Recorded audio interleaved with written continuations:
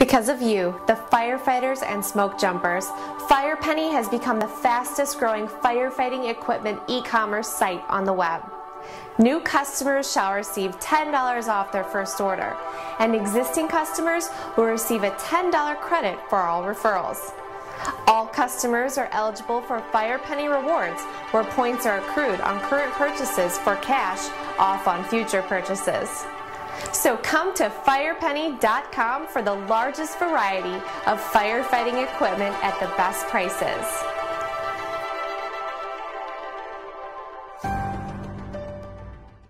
Hello and welcome to a brand new episode of the fireprime.com news video podcast. I am Brian Moak and I am joined with my very lovely co-host. And I am Lauren, and we are going to bring you the most interesting and popular firefighter news at www.fireprime.com. For all of our new viewers or existing viewers, we've got ourselves a brand new co-host, Lauren. She's the hottest free agent on the market right now. We stole her away. Actually, we're 2 minutes into the show and it's already sexual harassment time. Sexual harassment, Brian showed up early today. But no, we've been wanting to get her on the show for a long time, so Caitlin's still around, obviously, but Lauren's going to come in here too and mix things up a little bit. Always good to have a lot of opinions.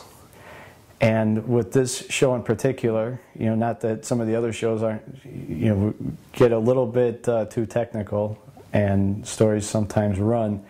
This one's going to be, we're going to talk a little bit about New York, with this week being the 10-year anniversary of September 11th. We're going to leave all the nuts and bolts to the experts. You know, we don't necessarily want to step on anybody's toes, so we're kind of talking about, you know, what we see happening in 2012, 13, 14, 15, and obviously the stuff that already happened. If you want to know about that, turn to the History Channel or watch Fireprime and History Channel in the background.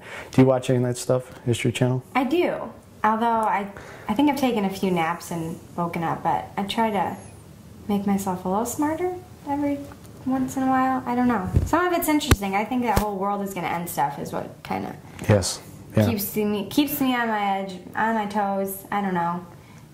I think I've caught a few Chicago mobster.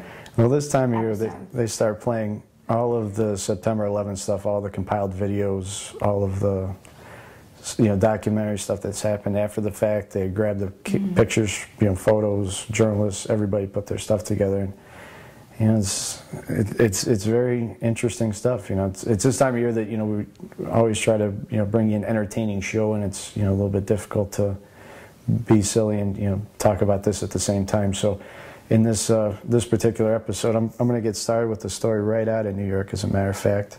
We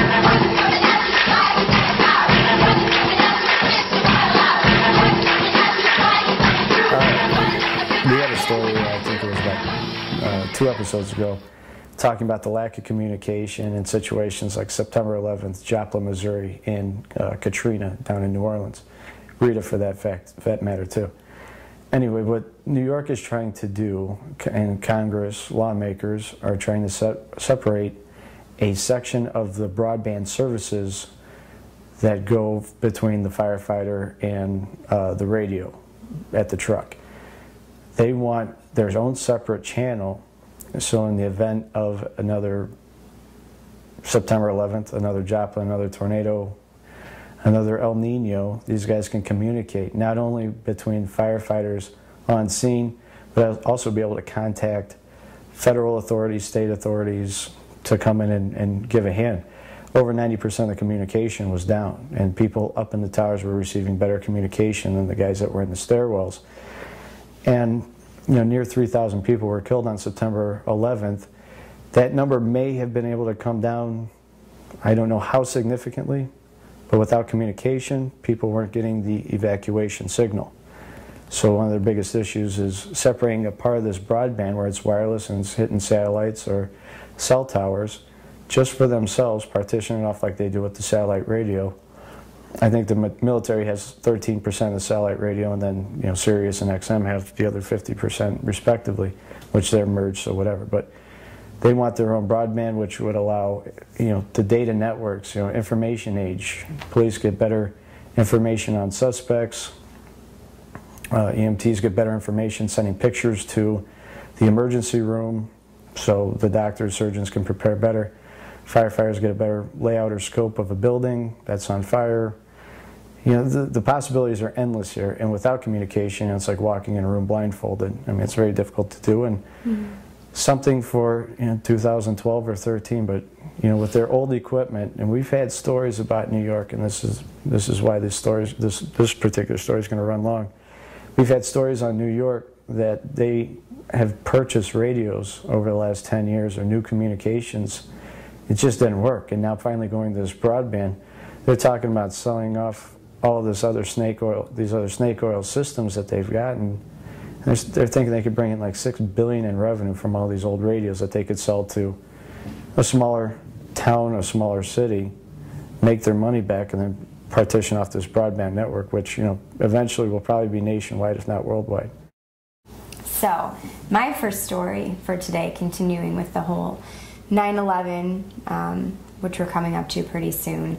There are a group of cyclists, they're firefighters, that are cycling to New York. They want to get there by September 9th to celebrate in memory of the 10th anniversary of September 11th, 2001. So they're riding their bikes, and they actually stopped off in St. Louis.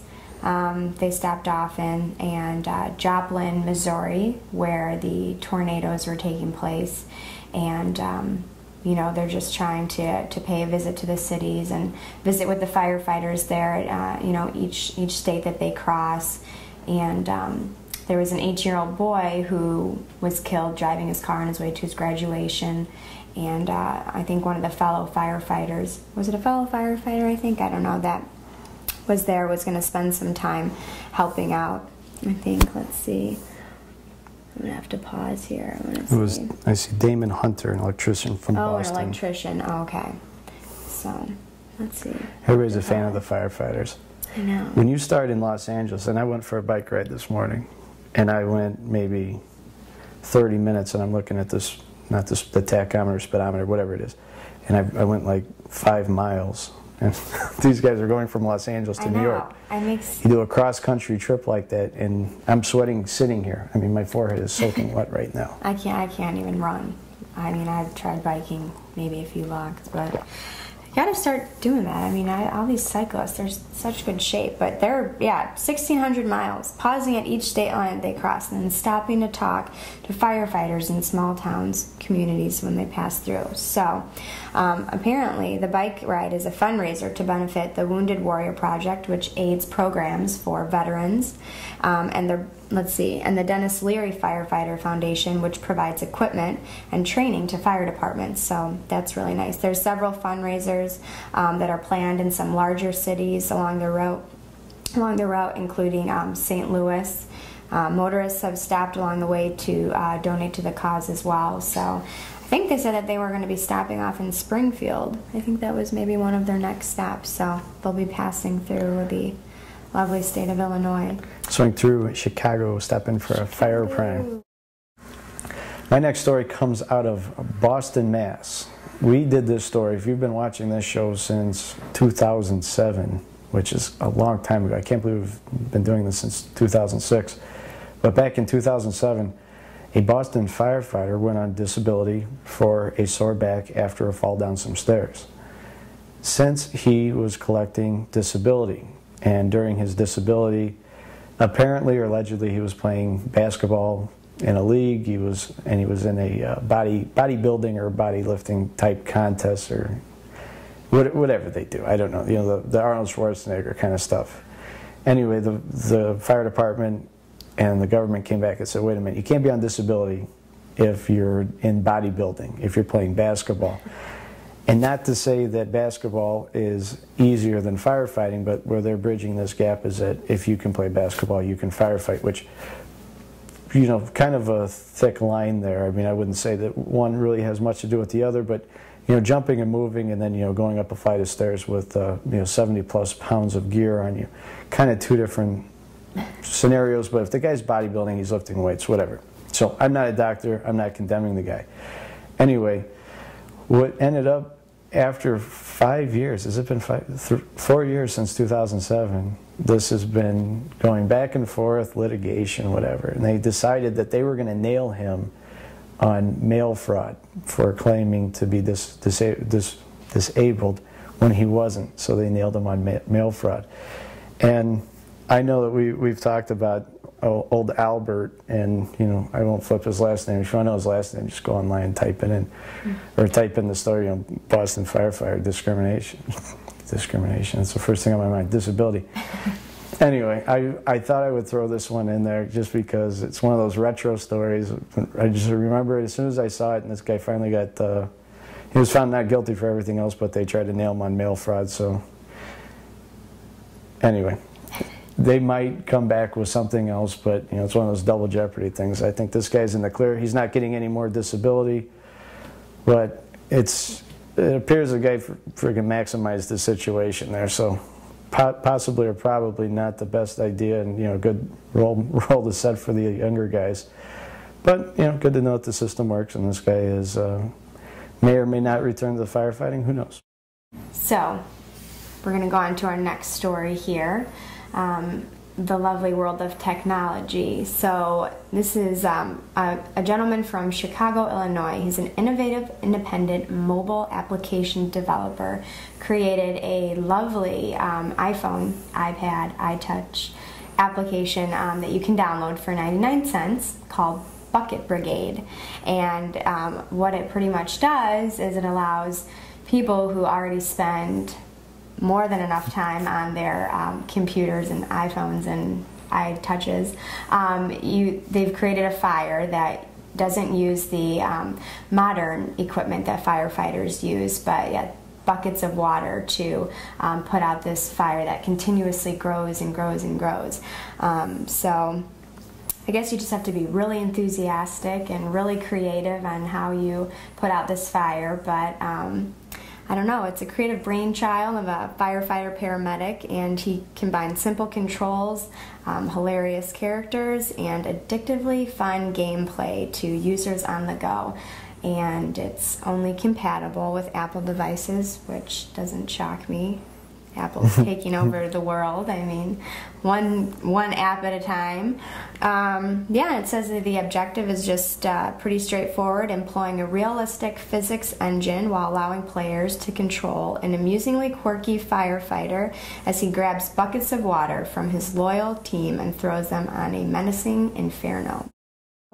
For my last story of the day, we have a volunteer firefighter who made what we would probably call not the smartest decision, used some of the fire equipment that he had to photograph himself and publicly display it on a website that is apparently a dating website. It's called, I think, Funbar? Fubar. Fubar? Fubar, Funbar, Fubar, Fobar. And it was a public profile that after being contacted, he decided to make private because apparently he was going to get in a lot of trouble. I don't know if they've yet to contact him or not, but he's just made it private so they know that the message is getting through. But yes, the Ernest Hayes, a Liberty Fire Company #2 firefighter, has a profile dubbed Plugger on the online dating site, and a woman who, let's see, she's from Houston, was contacted and identified Plugger as Hayes, so this is his code name, and he's been identified. He has served as a trustee of the department, and Angie Brown said that she had been talking with Hayes online for 3 years through this online dating site, Fubar. So needless to say, she's somewhat disappointed. The relationship started out friendly but developed romantically over time. Hot. And she cut things off with him when she realized he had been communicating with other women online. Hot. Even Trust hotter. Issues. They're everywhere. It's getting better. The story keeps getting better. When she saw the suggestive pictures of Hayes. Hayes? Yep. While in uniform and other more graphic photos. So, seeking comments from him were not returned. For Lauren and everybody at Firepenny, we just want to take a moment and remember all of the lives that were saved and lost on September 11th. wishing everybody as much recovery as possible. We'll be back next week with a brand new episode, and we will see you then.